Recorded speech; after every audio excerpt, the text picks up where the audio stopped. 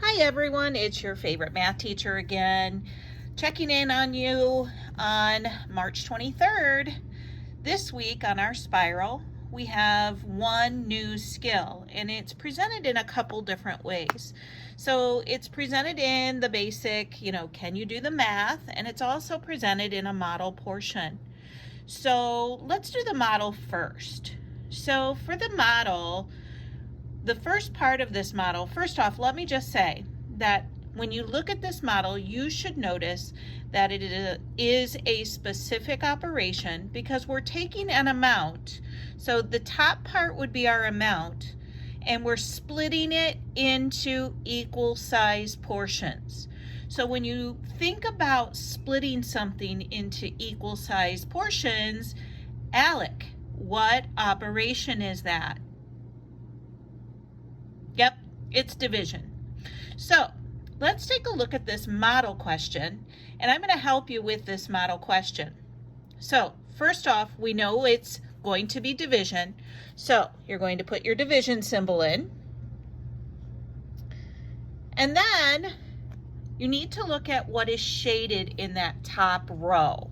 So when I look at that top row, Morgan, what's being shaded? What fraction is that?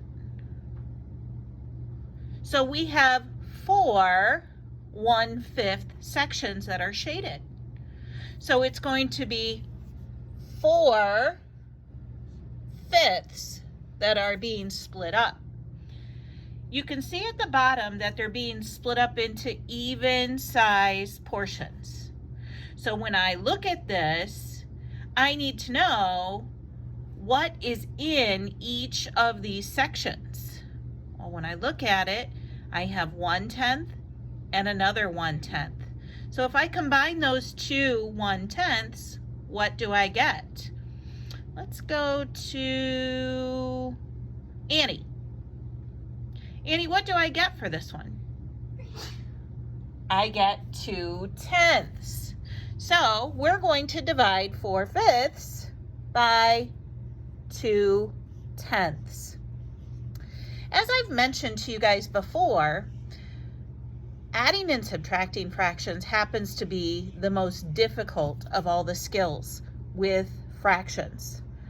Multiplying and dividing is so much easier. Now let's start with the fact that with fractions, we don't actually divide. Instead, we use the inverse operation.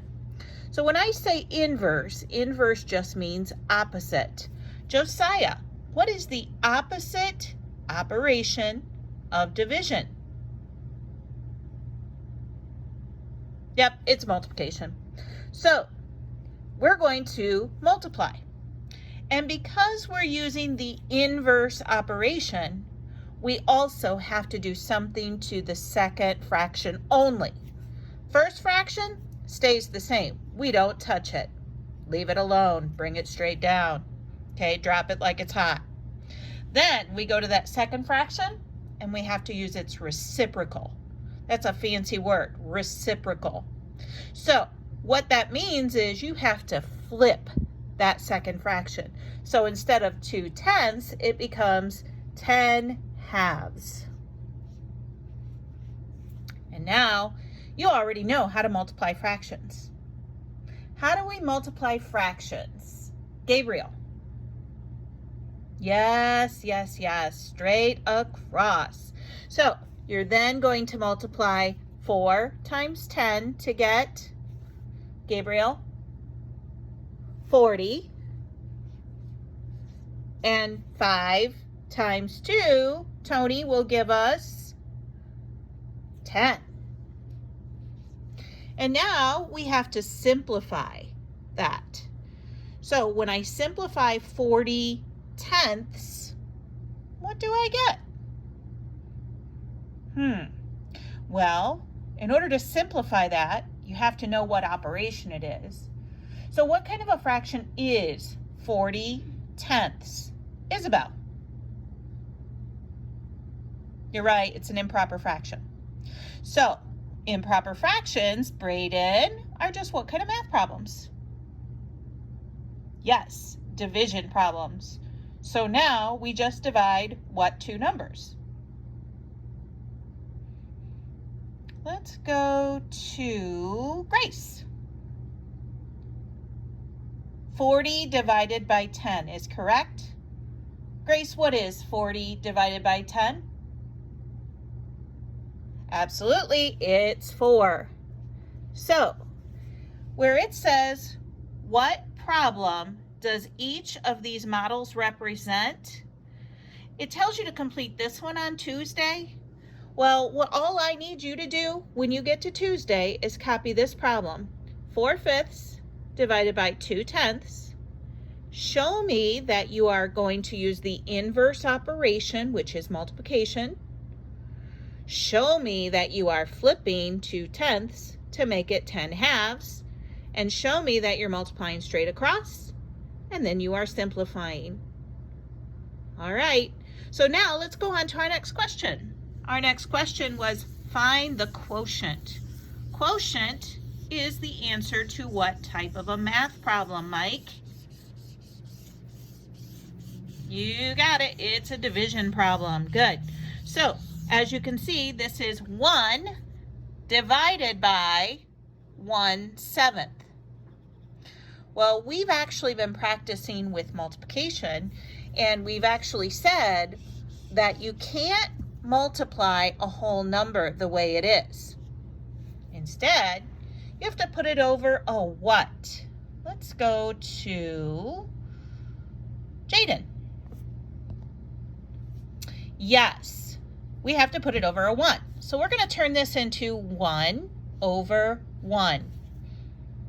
And then, remember, we just said that you cannot divide fractions. Instead, once again, we use that inverse operation, which is what, Nicole? Multiplication. And because we're using the inverse operation, we have to use something of that second fraction. What is it that we have to use of that second fraction, Gannon? Ooh, this is a tough word. Starts with an R.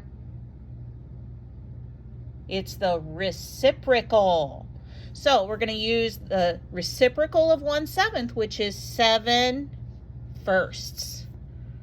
And now it becomes a multiplication problem, and we just multiply straight across. So now 1 times 7 equals 7. 1 times 1 equals 1. Now we simplify this. Anytime you have a number over top of 1, it just equals that number. So our answer is 7. Okay, boys and girls, you can watch this video as many times as you need to. When you get to this question here, we won't do that until Wednesday.